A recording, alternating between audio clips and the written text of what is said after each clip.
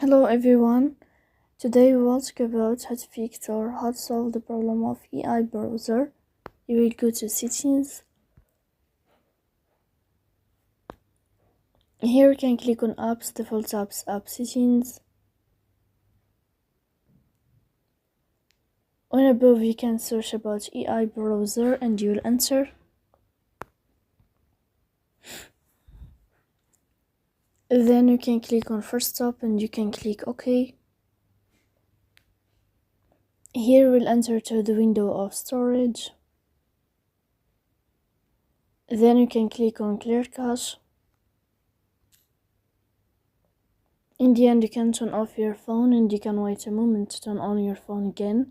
So please don't forget to support us by like and subscribe. See you next time in another video and thank you for your attention.